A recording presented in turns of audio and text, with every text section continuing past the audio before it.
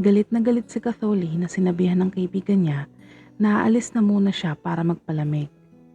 Wala naman nagawa si Aki kundi ang tumango sa sinabi nito sa kanya, na hindi pa nga halos nakita ni Catholi ang pagtangunga nito dahil bigla na itong naglakad papalayo. Kung saan ito pupunta ay hindi naman alam ni Aki.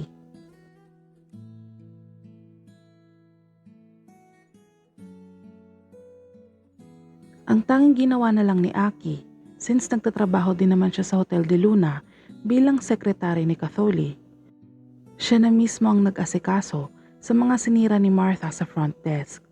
Ganon din ang iba pang nasira nito sa tulong na rin syempre ng ibang mga staff na naroon. Saka din niya kinausap ang mga ito at sinabi sa lahat kung anong dapat nilang gagawin oras na mangyari ulit ang insidente na nangyari kanina.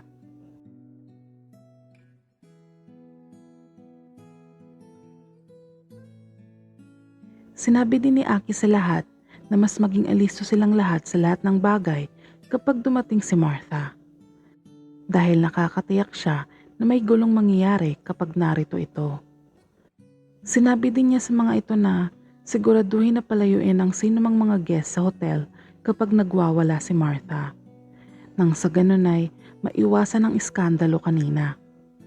Mabilis naman na sumunod ang mga staff kay Aki. Saka naman sila pinabalik nito sa trabaho.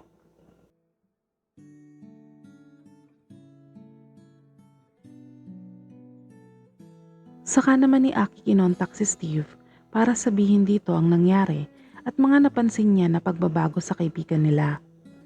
Dahil likas na mabilis magsalita si Aki, hindi halos maintindihan ni Steve ang sinasabi nito. Ang tanging naiintindihan lang niya ay ang pagwawala ni Martha sa hotel. Dahil sa matinding pag-aalala para kay Catholi, sinabihan ni Steve si Aki na pupunta ito sa hotel. Hindi naman na nagawa pang sumagot ni Aki kay Steve dahil mabilis na namatay ang kabilang linya. Hindi naman na nagtaka pa si Aki dahil madalas naman kasing itong gawin ni Steve sa kanya tuwing nag-aalala ito kay Catholi. Kaya naman, nagbuntong hininga na lamang siya saka nagbalik sa pag-aasikaso ng mga dapat asikasuhin sa Hotel de Luna para mapaipapirma na rin kay Catholi mamaya.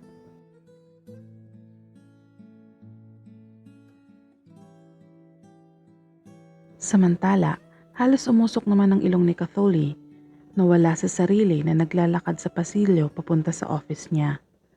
Galit na galit ito na inaalala ang mainit na bangayan nila ni Martha kanina. Sa totoo lang kasi, kung wala lang mga tao na nanonood sa kanila kanina, malamang sa malamang kinaladkad na niya ito palabas ng hotel. At panigurado, hindi lang isang sampal ang nagawa niya dito. Pero dahil ayaw niyang palakihin pa ang gulo, ay nagtimpi na lamang siya.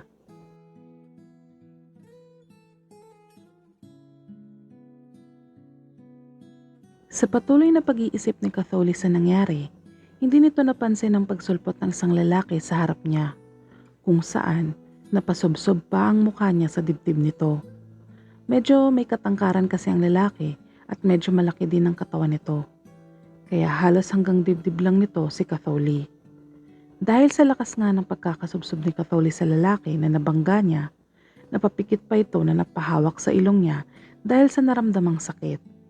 Kaya naman, hindi niya nakita ang hitsura nito at hindi rin niya agad nalaman kung sino ang nabangga niya.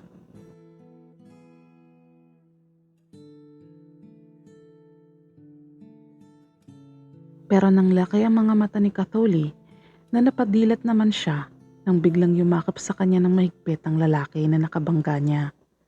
Halos hindi pa nag-registered agad sa utak ni Catholi kung bakit siya niyakap nito. Sa laki ng katawan ng lalaki at tangkad nito ay halos napayuko na ito na nakayakap sa kanya ng mahigpit.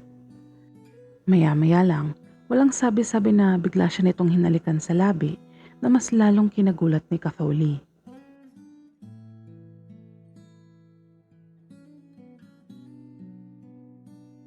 Pero sa hindi mawaring dahilan ay bigla din naman niyang tinugon ang halik na yon. At pumalupot na rin siya ng yakap sa leeg ng lalaking humahalik sa kanya, na halos nakatingkayad na rin siya. Dahil sa tagal ng halikan ng dalawa, Halos maubos ang hininga ni Catholi. At habang nilalasap niya ang labi nito, ay tila naging familiar sa kanya ang lalaking humahalik sa kanya. Na para bang kilala niya ito at nakahalikan na rin niya ito dati pa.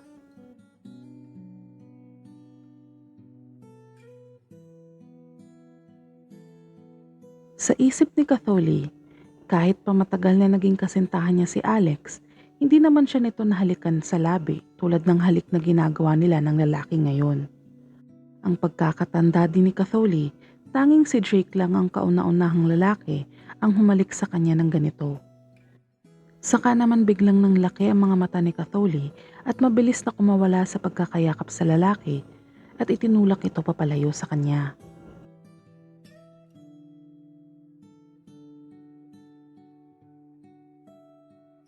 Nang makita ni Catholi ang itsura ng lalaking kahalikan niya, hindi na siya nagtaka pa nang makita si Drake ito. Dahil familiar na nga sa kanya ang paghalik nito sa kanya na para bang nakabisado na niya ito agad. Napakunot naman ang noo ni Drake na nagulat sa pagtulak ni Catholi sa kanya.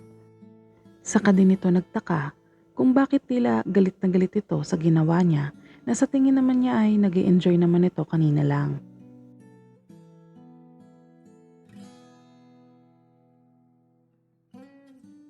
"What are you doing? Bakit bigla-bigla ka nalang dumadating at manghahalik? Anong akala mo sa akin, pakawalang babae na pwede mong gawin kung anong gusto mo?" Galit na sabi ni Catholic kay Drake na nanlilisik pa ang mga mata nito. Pero pulang-pula din naman ang mukha nito dahil sa iniisip pa rin niya ang pakikipaghalikan dito kani-kanina lang.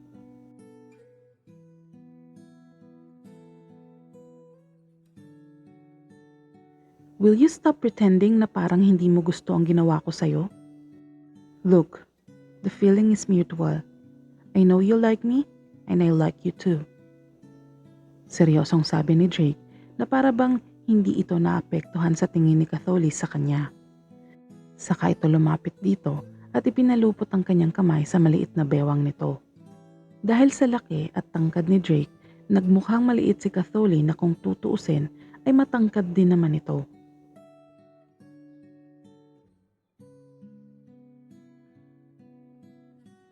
"Stop touching me. Sino nagsabi sa'yo na gusto kita? Ang lakas din ng tama mo, no? Pwede bang bitiwan mo ko?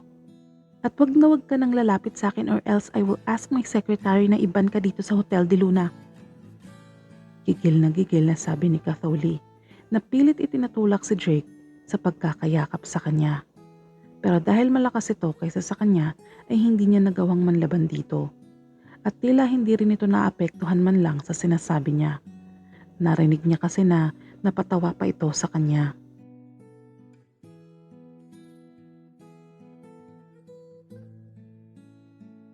Halos matunaw pa si Catholi nang mapatingin siya sa mga mata nito na para bang nanlambot ang buo niyang katawan. Lalo na nung ngumiti ito. Saka naman halos mabingi si Catholi sa lakas ng tibok ng puso niya na hindi niya alam kung bakit. Nang ilapit ni Drake ulit ang mukha niya kay Catholi, sa hindi mawaring dahilan, tila may sariling utak ang katawan ni Catholi na hindi man lang umiwas dito. Tila kasi inaantay din ito na makahalikan niya ulit si Drake. Lalo na nung nagkadikit na ang ilong nilang dalawa. At halos isang hibla na lang siguro ay magkakadikit na rin ang mga labi nila na nagpapakuryente sa buong katawan ni Catholi. Na para bang kinikilabutan siya na hindi niya maintindihan. Kinikilabutan hindi dahil sa takot. Kinikilabutan na parang masarap sa pakiramdam.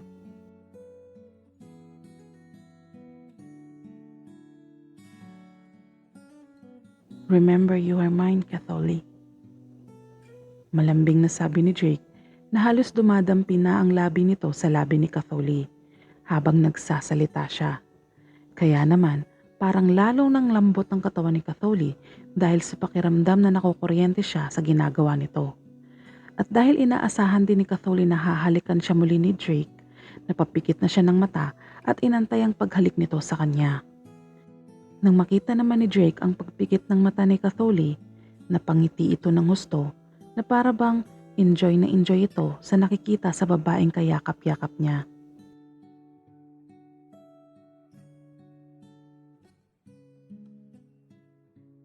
Gustong-gusto na ni Drake na halikan muli si Catholi. Pero naisip niya na bigyan ito ng leksyon. Dahil sa pagtataray nito sa kanya at sa di nito pag-amin sa totoo nitong nararamdaman.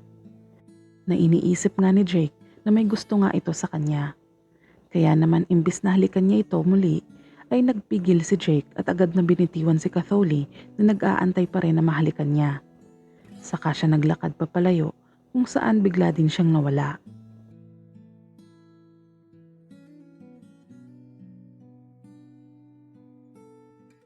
Saka naman napadilat si Catholi na nagtataka kung bakit hindi siya hinalikan ni Drake.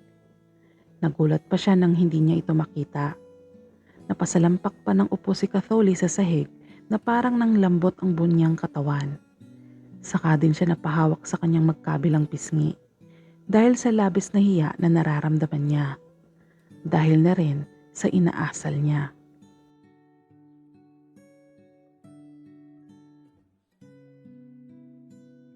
What are you thinking, Catholi?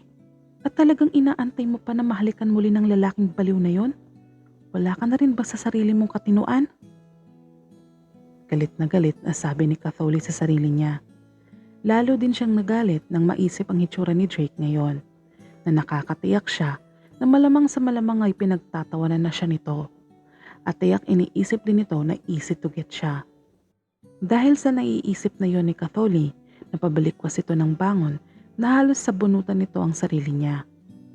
Halos pabaksak pa itong nagmarcha papunta sa office niya, na halatang pikon na pikon ito.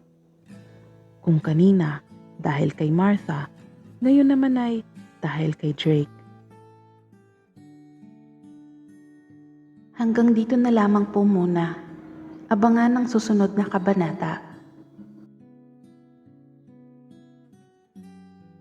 Shoutout po kay Alan Pamplina.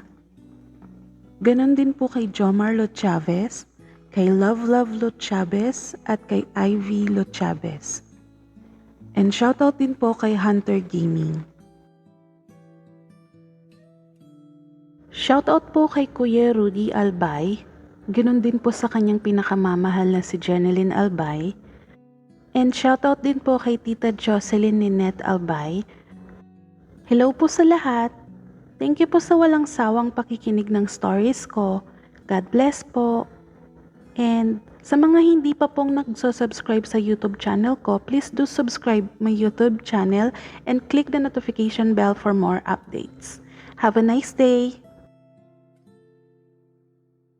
Sa mga gusto pong magpa-shoutout dyan, just comment down below para ma-shoutout ko po kayo sa next video.